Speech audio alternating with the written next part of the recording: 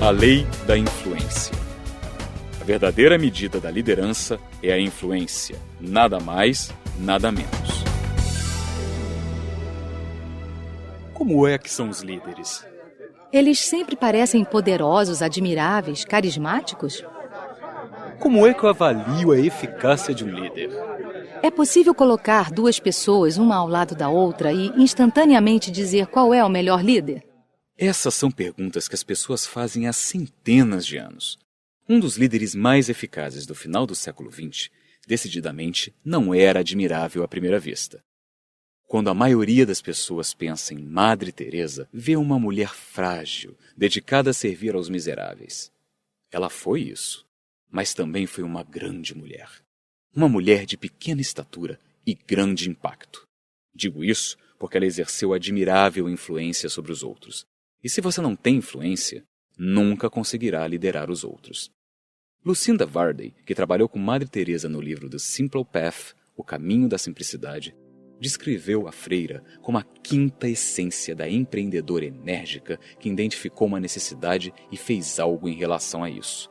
Criou uma organização contra todas as probabilidades, formulou seus princípios e criou filiais em todo o mundo.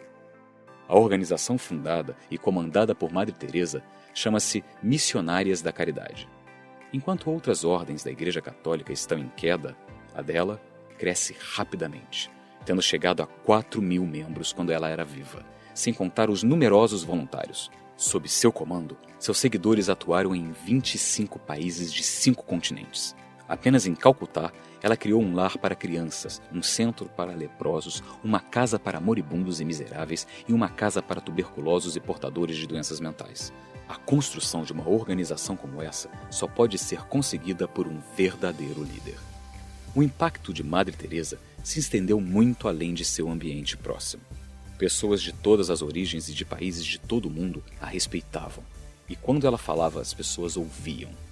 Peg Noonan, que já foi responsável pela redação de discursos presidenciais, nos dá uma noção do grau de influência dessa mulher de aparência frágil sobre os outros durante um dos seus discursos. O establishment de Washington estava lá, além de alguns milhares de cristãos, católicos, ortodoxos e judeus. Madre Teresa falou sobre Deus, o amor e as famílias.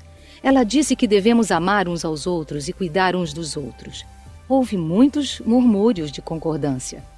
Mas depois o discurso se tornou mais duro. Ela falou de pais infelizes, largados em asilos onde sofrem por terem sido esquecidos. Ela perguntou se estávamos dispostos a doar a nós mesmos e enfrentar o sofrimento para estarmos com nossa família ou optaríamos por colocar nossos interesses pessoais em primeiro lugar. Na plateia, os filhos da geração próspera dos Estados Unidos começaram a se remexer nas cadeiras. E ela continuou explicando claramente por que achava que o aborto era a maior ameaça à paz nos dias atuais. Por mais de um segundo, o silêncio foi absoluto. Depois, os aplausos encheram a sala. Mas nem todos aplaudiram. O presidente e a primeira-dama Bill e Hillary Clinton, o vice-presidente e Sra. Gore, pareciam estátuas de cera sentadas no museu de Madame Tussauds, pois não moveram um músculo sequer. E Madre Teresa não parou por aí. Ao terminar, não havia praticamente ninguém que ela não tivesse ofendido. Naquela época, se qualquer outra pessoa no mundo tivesse feito aquelas afirmações, as reações das pessoas certamente seriam hostis. Haveria vaias e muitos sairiam da sala. Mas quem falava era Madre Teresa. Provavelmente, ela era a pessoa mais respeitada do planeta na época. Assim, todos ouviram o que ela tinha a dizer, embora muitos deles discordassem daquilo de forma veemente. De fato, sempre que Madre Teresa falava, as pessoas escutavam. Por quê? Porque ela era uma verdadeira líder. E quando o verdadeiro líder fala, as pessoas escutam. Liderança é influência, nada mais, nada menos. A liderança é muitas vezes mal compreendida. Quando as pessoas sabem que alguém tem um título admirável ou uma posição de liderança, supõem que aquela pessoa é um líder. Algumas vezes isso é verdade. Mas os títulos não têm muita importância no que diz respeito a liderar. A verdadeira liderança não pode ser concedida, indicada ou atribuída. Ela é fruto unicamente da influência, e isso não pode ser dado. precisa ser conquistado. A única coisa que um título pode comprar é um pouco de tempo, para aumentar seu grau de influência sobre os outros ou para diminuí-lo. Existem muitos conceitos equivocados e mitos sobre líderes e lideranças. Você conhece os 5 mitos mais comuns? Não? Pois então, grave-os bem. O mito do gerenciamento, do empreendedor, do conhecimento, do pioneiro e da posição. Muito complicado? Vamos por partes. Uma confusão comum é a de que a liderança e gerenciamento são a mesma coisa. Até poucos anos atrás, falava-se sobre liderança quando, na verdade, estava se falando sobre gerenciamento. A principal diferença é que a liderança diz respeito a influenciar pessoas para que o sigam, enquanto o gerenciamento se refere à concentração na manutenção de sistemas e processos. Como já dizia Lee Iacocca, ex-presidente do conselho e presidente da Chrysler, às vezes, o melhor gerente pode até ser como aquele garotinho que sai para passear com seu cachorro grande, só que ele espera para ver aonde o animal quer ir, para então levá-lo até lá. A melhor forma de verificar se uma pessoa pode liderar, em vez de apenas gerenciar, é pedir que ela crie uma mudança positiva. Gerentes podem manter um rumo, mas, via de regra, não conseguem mudá-lo. Sistemas e processos também não conseguem isso. Para colocar as pessoas em uma nova direção, você precisa de influência. No mito do empreendedor, vemos que as pessoas muitas vezes supõem que todos os empreendedores são líderes. Mas nem sempre é assim. Os empreendedores são hábeis em identificar oportunidades e aproveitá-las. Eles identificam necessidades e compreendem como atendê-las de um modo que gere lucro. Mas nem todos são bons no trato com as pessoas. Muitos descobrem a necessidade de se associar com alguém mais habilidoso nesse aspecto. Se eles não conseguem influenciar pessoas, então não conseguem liderar. Para entender o mito do conhecimento, vou recorrer à afirmação do político e filósofo Sir Francis Bacon de que conhecimento é poder. Se você acredita que o poder é a essência da liderança, talvez suponha naturalmente que aqueles que têm conhecimento e inteligência são líderes. Isso não é necessariamente verdade. Você pode ir a qualquer grande universidade e conhecer cientistas brilhantes, pesquisadores e filósofos cuja capacidade de pensar é tão alta que está fora dos parâmetros normais, mas cuja capacidade de liderar é tão baixa que sequer chega a ser visualizada nos parâmetros. Nem QI, nem escolaridade necessariamente equivalem à liderança. Outro equívoco é o de que qualquer um que esteja à frente da multidão é um líder. Mas ser o primeiro, o pioneiro, nem sempre é o mesmo que liderar. E eu posso provar. Já ouviram falar de Sir Edmund Hillary? Ele foi o primeiro homem a chegar ao cume do Monte Everest. Desde sua escalada histórica em 1953, centenas de pessoas o seguiram para realizar o feito. Mas isso não fez de Hillary um líder. Ele sequer era líder oficial da expedição quando chegou ao cume. O líder era John Hunt. E quando Hillary viajou para o Polo Sul em 1958, como parte da expedição transantártica da Commonwealth, estava acompanhando outro líder, Sir Vivian Fox. Para ser líder, a pessoa precisa não apenas estar na frente, mas também ter pessoas por livre e espontânea vontade indo atrás dela, seguindo sua liderança e agindo a partir de sua visão. Definir tendências não é o mesmo que liderar. Outro grande mal-entendido em relação à liderança é que as pessoas a consideram baseada na posição, mas não é. Vamos pegar o exemplo da Cordiant, a agência de publicidade antes conhecida como Saatchi & Saatchi. Em 1994, seus investidores institucionais obrigaram o conselho de diretores a demitir Maurice Saatchi, o presidente da empresa. Qual foi o resultado? Vários executivos o acompanharam em sua saída. Assim como muitas das maiores contas da empresa, incluindo British Airways e Mars, a fabricante de doces. A influência de Saatchi era tão grande que sua partida fez com que o valor das ações da empresa caísse imediatamente de cerca de 8 para 4 dólares. O que aconteceu foi resultado da lei da influência. Saatchi perdeu o título e a posição, mas continuou a ser o líder. Como diria Stellan Huff, não é a posição que faz o líder, é o líder que faz a posição. Surge então a grande pergunta: quem é verdadeiro líder? Para identificar um verdadeiro líder, não dê atenção às alegações das pessoas de que ela é líder. Não estude suas credenciais. Não confira seu título. Confira sua influência.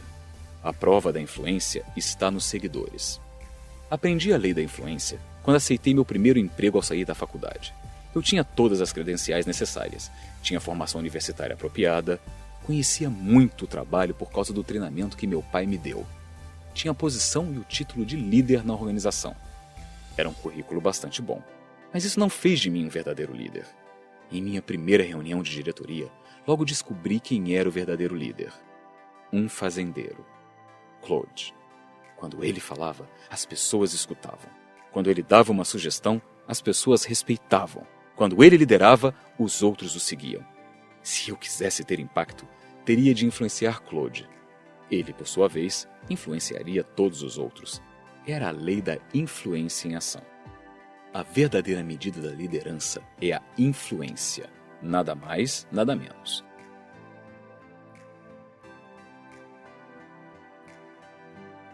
Certa vez, a ex-primeira-ministra britânica Margaret Thatcher comentou que estar no poder é como ser uma dama. Se você precisa dizer às pessoas que é, então você não é. Se você observar a dinâmica que há entre as pessoas em quase todos os setores da vida, verá algumas liderando e outras seguindo. Como também perceberá que, com frequência, posição e título têm pouca relação com quem realmente está no comando. Assim, por que alguns indivíduos surgem como líderes enquanto outros, por mais que tentem, não conseguem influenciar ninguém? Acho que há diversos fatores em ação. Quem você é, quem você conhece, o que você sabe, o que você sente, onde você esteve, o que fez e o que pode fazer. A verdadeira liderança sempre começa dentro da pessoa. Está relacionada ao seu caráter, a quem você é. Por isso, uma pessoa como o reverendo Billy Graham consegue atrair cada vez mais seguidores com o passar do tempo. As pessoas conseguem sentir a profundidade do seu caráter. Você só é líder se tem seguidores. E isso sempre exige o estabelecimento de relações. Quem você conhece? Quanto mais profundo o relacionamento, mais forte o potencial de liderança. Em minha carreira, sempre que eu cheguei a uma nova posição de liderança, imediatamente comecei a construir relacionamentos. Construa os tipos certos de relacionamento com as pessoas certas em volume suficiente e poderá se tornar o verdadeiro líder de uma organização. A informação, o conhecimento, também é vital para o líder. O que você sabe? Você necessita de uma noção dos fatos, uma compreensão da dinâmica dos fatores e do momento e de uma visão do futuro. O conhecimento por si só não faz de ninguém um líder, mas sem conhecimento ninguém pode assumir a liderança. Sempre que eu ingressava em uma organização, passava muito tempo fazendo meu dever de casa antes de tentar assumir a liderança. Mas a liderança demanda mais do que apenas controle da informação. Demanda a capacidade de lidar com várias questões intangíveis. Demanda intuição. O que você sente?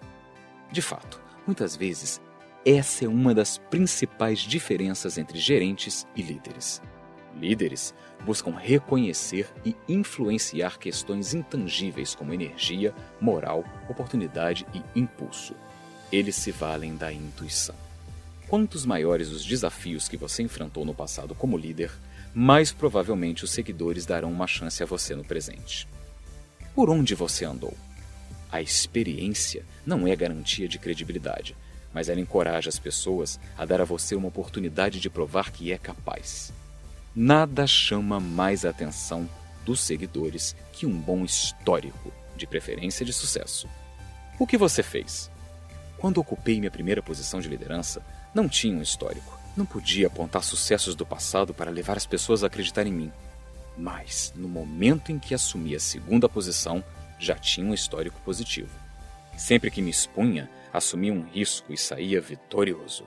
Os seguidores tinham outro motivo para confiar em mim e na minha capacidade de liderança, e a escutar o que eu tinha a dizer. O importante para os seguidores é aquilo que um líder é capaz.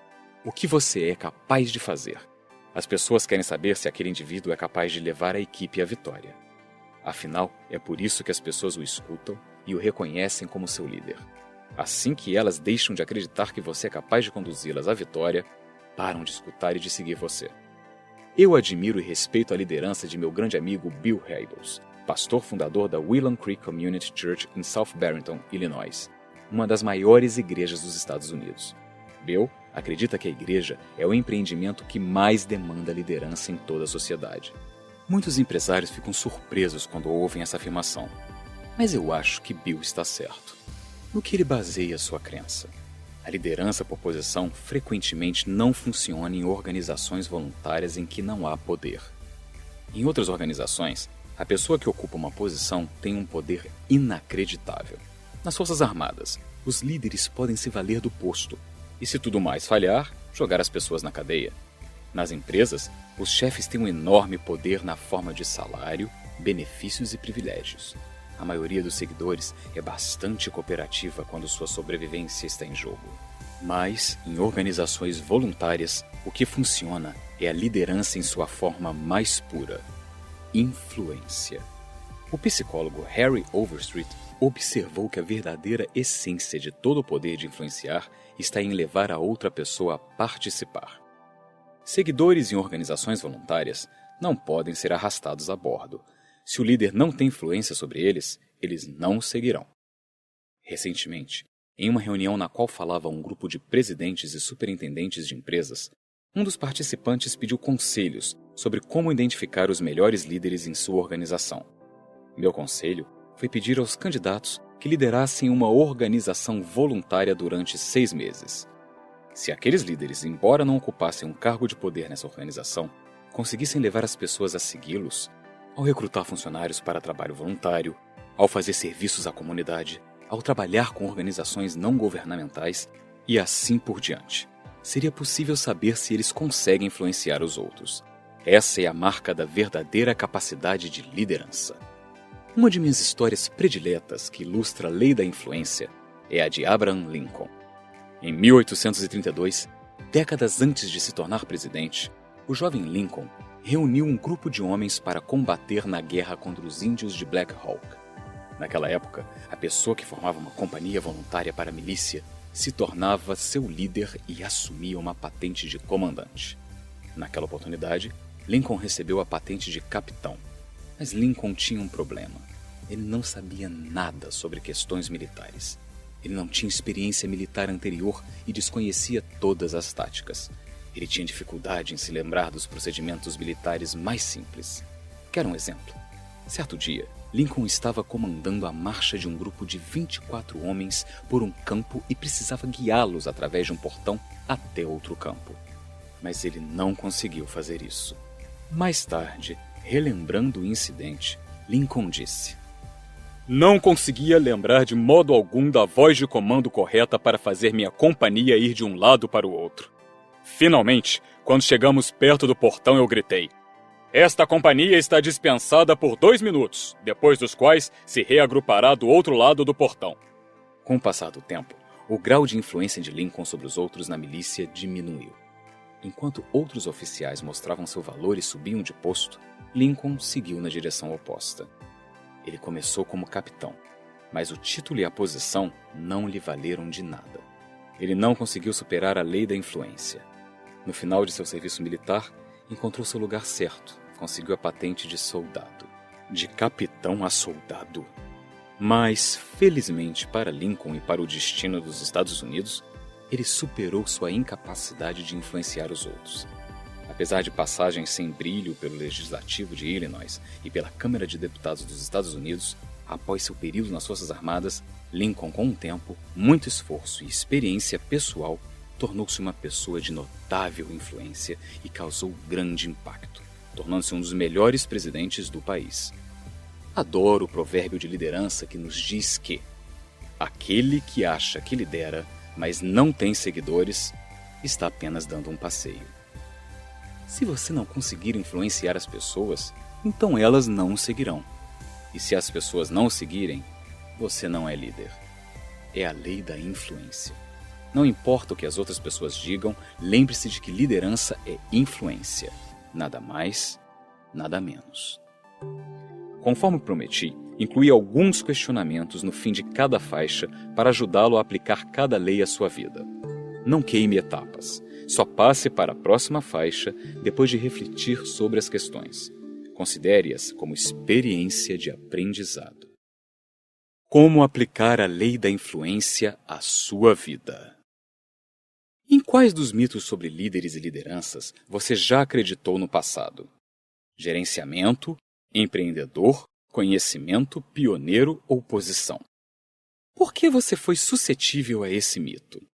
O que isso diz sobre sua percepção da liderança até agora?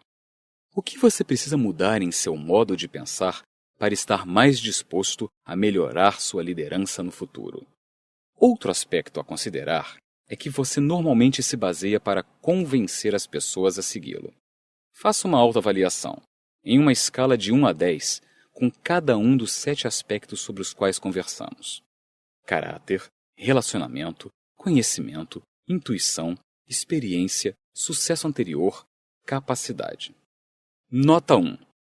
Quer dizer que esse não é um bom quesito, enquanto nota 10 quer dizer que você confia nele sempre. Vamos lá. Relacionamentos.